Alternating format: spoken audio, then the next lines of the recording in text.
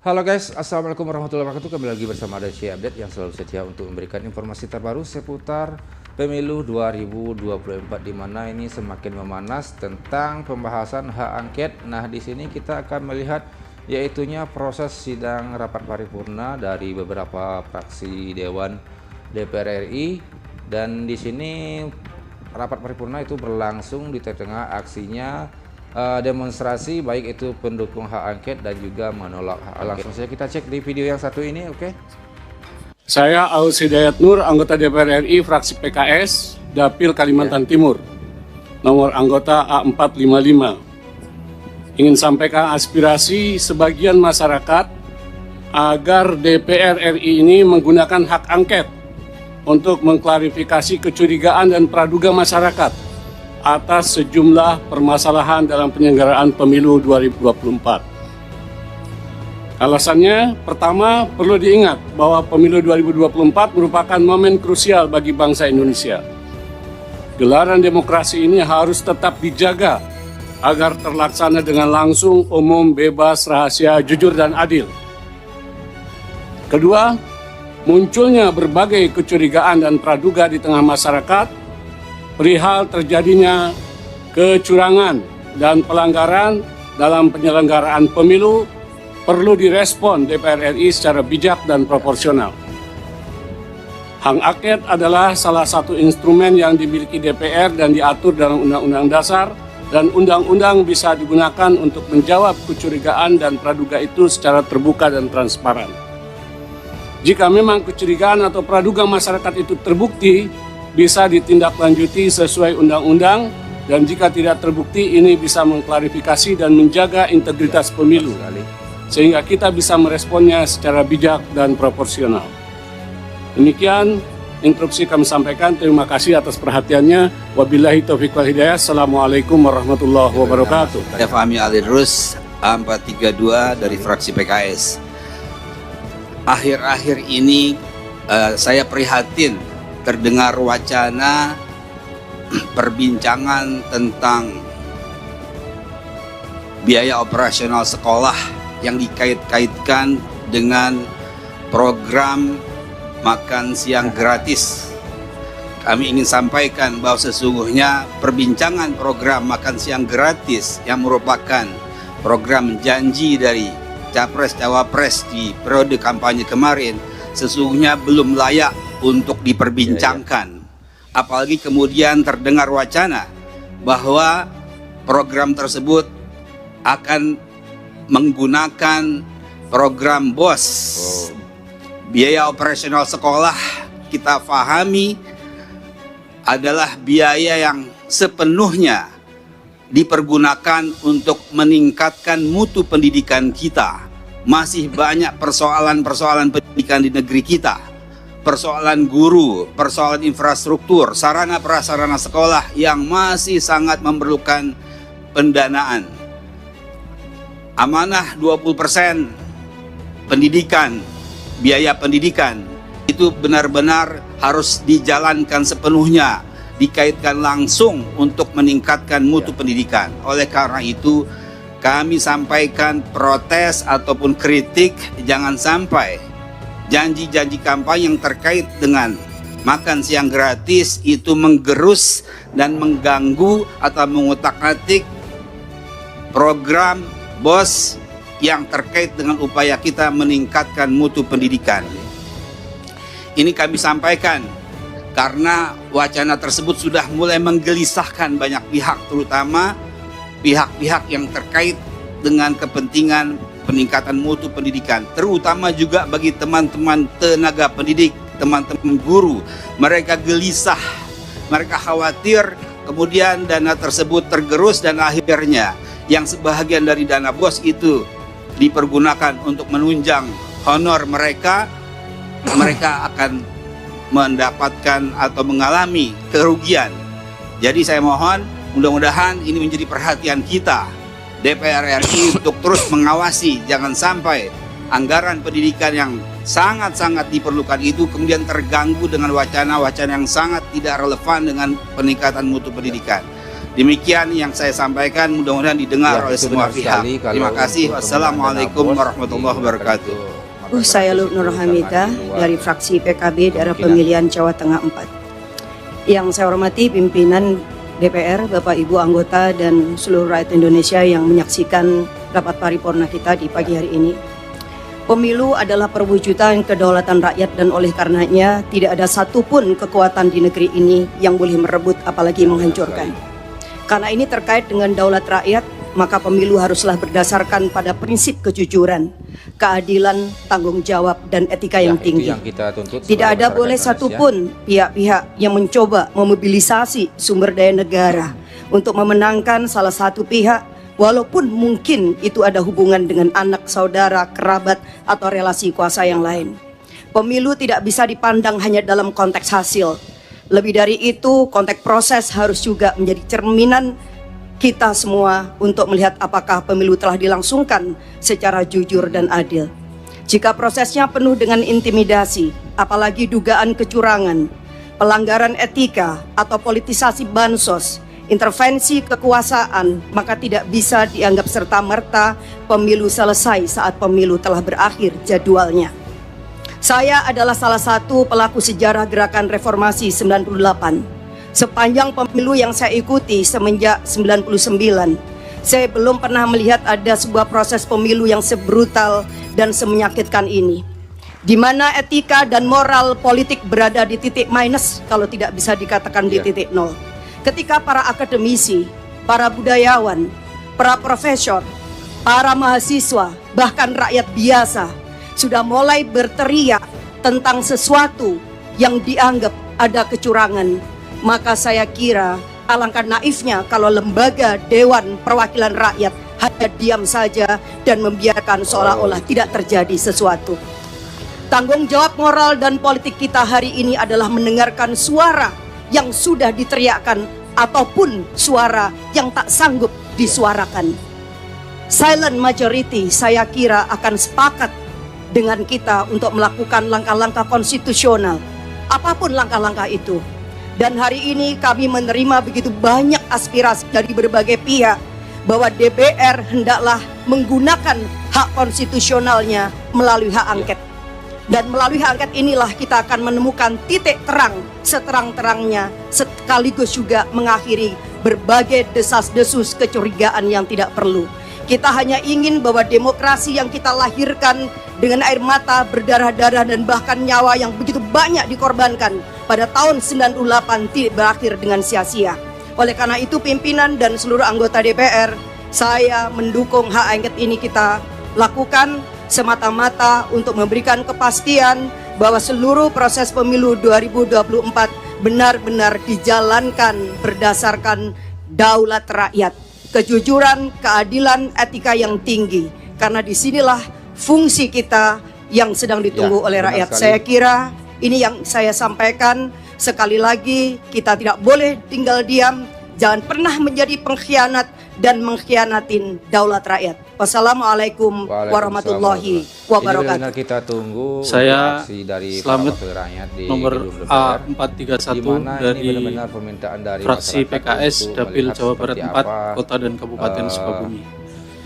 Pada kesempatan ini ingin menyampaikan tidak hanya di medsos yang beredar yang kita saksikan antrian panjang rakyat kita untuk kemudian mengantri beras, tetapi saya saksikan sendiri di dapil saya betapa antrian ini memang cukup panjang untuk mendapatkan beras murah. Tentunya ini menjadi perhatian bagi kita semuanya.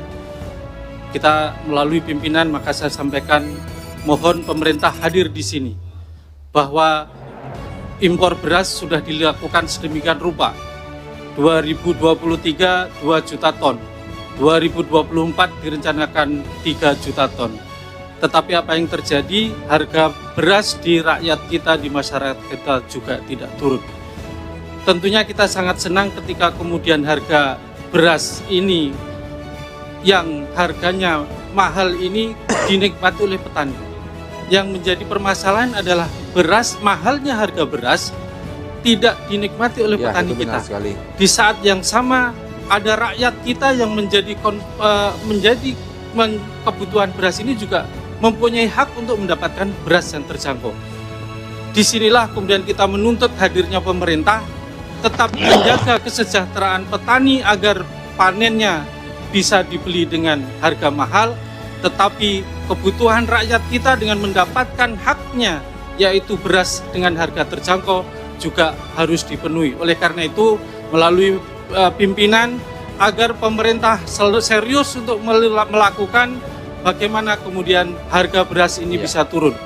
El Nino sudah lewat, tidak menjadi alasan untuk kemudian ini menjadi harga mahal, tidak.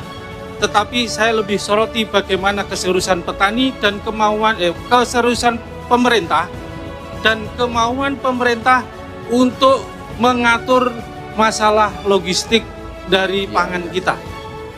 Data yang saya dapatkan bagaimana pemerintah hanya membeli 2% dari seluruh petani, potensi petani kita.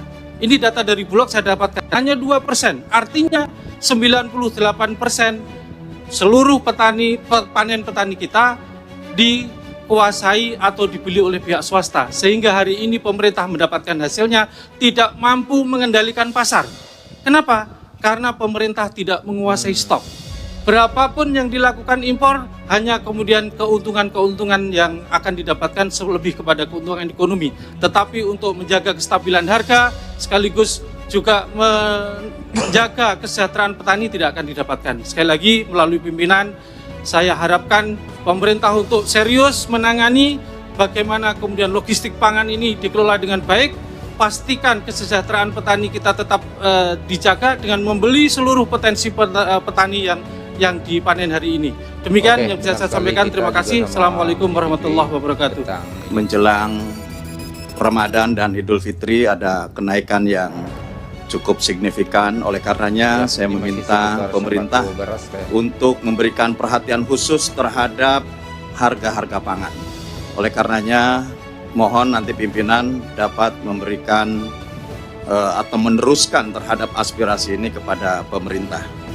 Yang kedua, terkait dengan hak angket. Saya kira hak angket kita paham semua bahwa ini adalah hak konstitusional kita. Namun apa sesungguhnya yang akan kita angketkan? Apa yang akan kita dalami? Apa yang akan kita selidiki? Perjelas dulu. Sehingga kemudian tidak serta-merta bahwa menuduh kecurangan, bahkan mendegradasi terhadap hak konstitusional rakyat, hak suara rakyat yang telah dicurahkan di dalam pemilu. Kalau brutalnya brutal di mana gitu. Karena ini yang harus didudukan kembali supaya tidak ada informasi yang bias kepada masyarakat.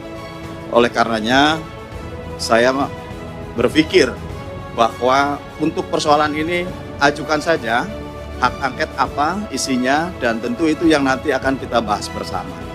Tidak perlu membangun wacana-wacana kecurangan dan lain sebagainya. Ini adalah pemilu yang tentu juga menjadi tugas kita bersama untuk mengawal, untuk mengawasi, dan bahkan dalam perhitungan ini ya tentu kita bagaimana untuk bisa menuntaskan setuntas-tuntasnya dengan batas waktu yang telah ditetapkan. Jika ada hal lain, saya kira tugas konstitusional bisa digunakan. Namun tentu kita harus juga memperjelas kepada publik. Jangan sampai kemudian publik betul-betul tidak mendapatkan informasi yang sebenar-benarnya. Ini penting, karena DPR adalah bagian daripada pengambil keputusan di dalam pelaksanaan pemilu. Yang ketiga, terkait dengan makan siang gratis, saya juga aneh. Karena saya sendiri ikut di dalam pembahasan di internal. Makan siang gratis ini belum ditetapkan anggarannya dari mana. Dan tentu belum ditetapkan cantolannya ke mana. Karena juga perhitungan suara masih berlangsung. Presiden belum ditetapkan. Dan tentu juga dalam perjalanannya, kalau kemudian ada piloting yang sedang dilaksanakan, ya ini adalah merupakan bagian inisiatif. Misalkan kemarin yang dilaksanakan di Tangerang. Adapun kemudian pencantolan anggaran terhadap BOS, ini belum ada keputusan menurut saya. Itu benar-benar sehingga ini jangan dijadikan polemik di publik, dan tentu semestinya bahwa program yang baik ini nanti kita kan akan bahas juga di DPR. Perspektif dalam pembahasan anggaran-anggaran di pemerintahan juga akan dibahas di DPR. Oleh karenanya menurut saya tidak perlu berwacana, tinggal bagaimana ke depannya, dan ini akan kita bahas bersama. Program ini bagus untuk menciptakan bagaimana ke depan menciptakan generasi-generasi yang unggul, dan tentu nanti proporsinya di mana ditempatkan anggaran ini supaya tepat dan tidak mengganggu terhadap alokasi anggaran lainnya yang tentu saat ini sudah dianggap baik untuk bisa dilaksanakan atau diimplementasikan di berbagai sektor. Saya kira demikian, Ketua. Terima kasih. Assalamualaikum warahmatullahi wabarakatuh. Salam sejahtera untuk kita semua. Om Swastiastu, Namo Buddhaya, salam kebajikan, Rahayu. Yang saya hormati pimpinan Dewan, yang saya hormati dan saya banggakan kawan-kawan anggota Dewan. Selamat pagi. Kita bertemu kembali di sini tentunya dalam keadaan lelah. Yang jadi kembali untuk periode 2024-2029, walaupun belum ada final dari perhitungan KPU, tapi tanda-tandanya sudah kelihatan. Saya ucapkan selamat. Bagi yang tanda-tandanya tidak jadi, tentunya kami ikut merasakan hal-hal apa yang disampaikan kawan-kawan situasi lapangan elektoral pemilu kemarin. Kalangan rohaniwan, kalangan budayawan, kalangan cendekiawan menyerukan hal-hal yang perlu kita cermati betul untuk pemilu, pilkada maupun pemilu ke depan. Untuk itu pimpinan, kami berharap pimpinan menyikapi dalam hal ini, mau mengoptimalkan pengawasan fungsi komisi atau interpelasi atau angket ataupun apapun supaya pemilu ke depan, kualitas pemilu ke depan itu harus ada hal-hal yang dilakukan dengan mengkoreksi aturan-aturan kita maupun mengoptimalkan pengawasan kita sebagai anggota legislatif yang tidak ada taringnya, yang tidak ada marwahnya di dalam pelaksanaan pemilu kemarin. Walaupun tanda-tanda itu sudah kelihatan sejak awal. Yang kedua pimpinan, mengenai masalah perut rakyat, yaitu masalah beras. Hari ini saya membaca di media mainstream, media online, kita tidak bisa lagi menyandarkan pada pangan impor. Thailand menutup impor beras atau ekspor beras ke kita. Vietnam menutup ekspor beras ke kita. India juga demikian. Kalau kita ada defisit neraca suplai beras, kita kadang menyandarkan itu pada kebutuhan untuk kita impor. Untuk kali ini negara-negara tersebut menutup untuk melakukan ekspor beras atau untuk kita impor. Demikian juga ramalan produksi nasional kita. April baru dimungkinkan ada panen. Dari panen kemudian sampai diproduksi sampai beras itu ke pasar itu butuh 1 bulan. Berarti April, Januari, Februari, Maret, April, Mei kita akan ada bulan Ramadan dan juga Idul Fitri. Untuk itu pimpinan saya mengusulkan DPR membuat tim khusus untuk masalah perberasan nasional ini. Walaupun informasi-informasi dari pemerintah ketersediaan itu ada, tapi apakah mencukupi dan ketersediaan itu harganya terjangkau oleh masyarakat khususnya beras medium? Pimpinan saya kira perlu bersikap untuk itu. Ya.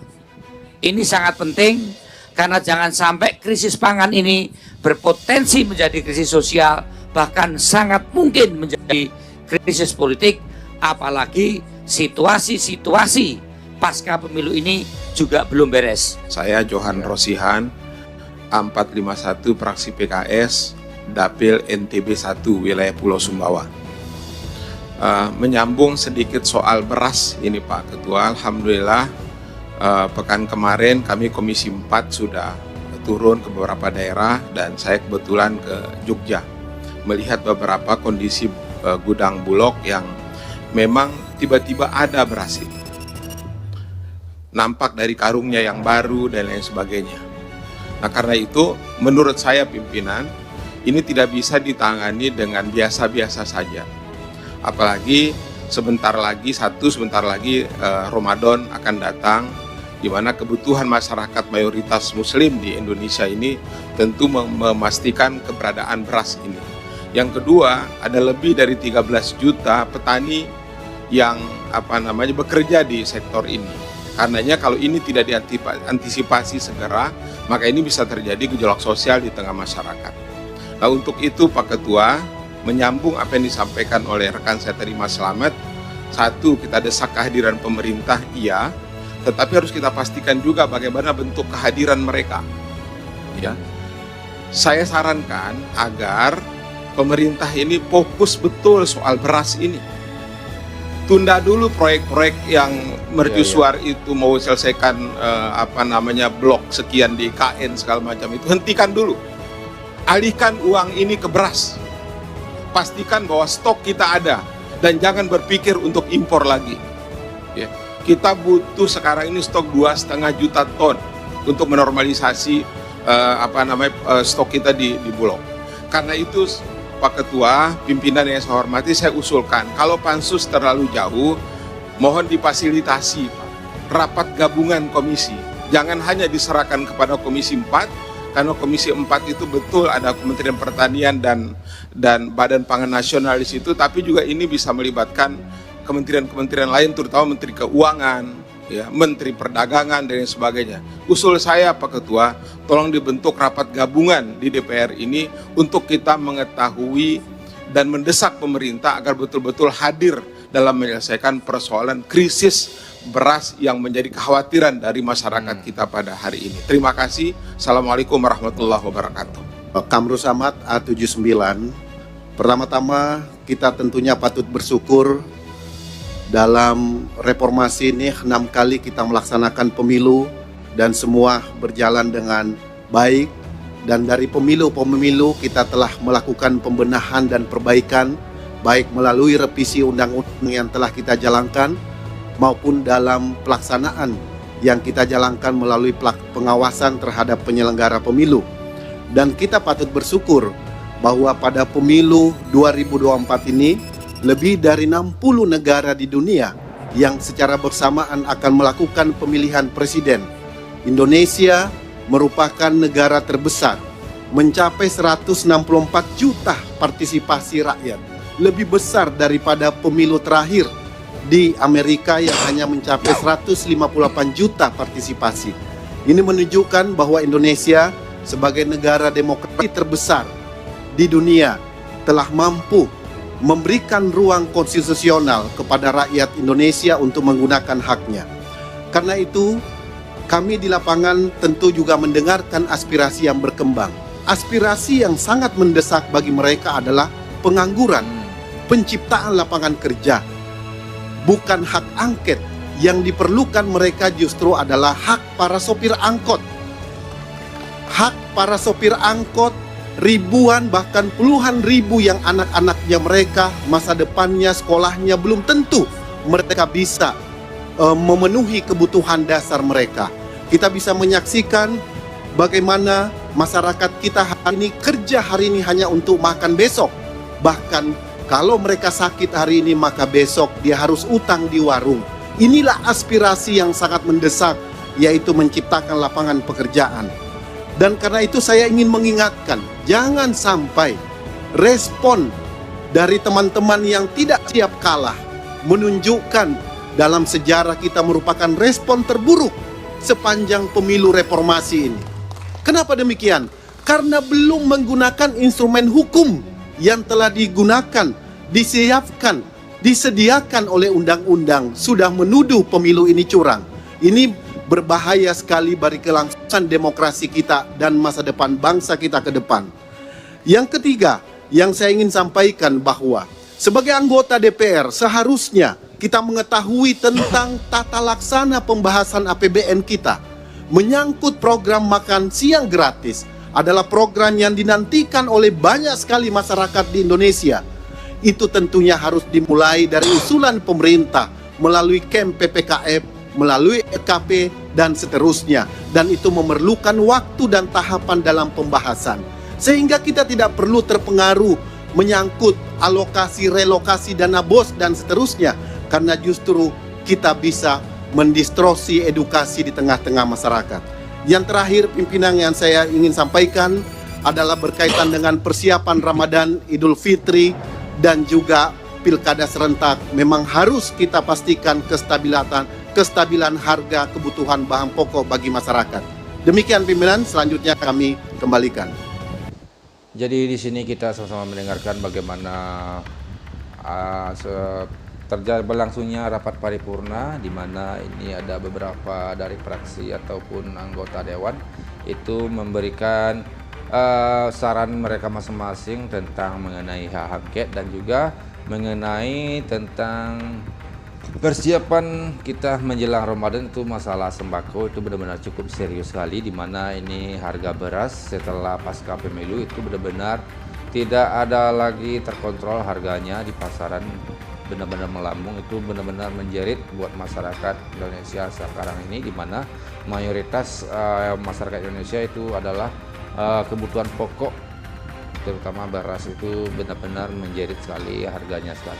Oke teman-teman, jadi sampai di sini dulu untuk perjumpaan hari ini, dan jangan lupa selalu dukung DC Update yang akan selalu setia untuk memberikan informasi terbaru seputar pemilu 2024. Oke, sampai jumpa lagi di video berikutnya. Wassalamualaikum warahmatullahi wabarakatuh.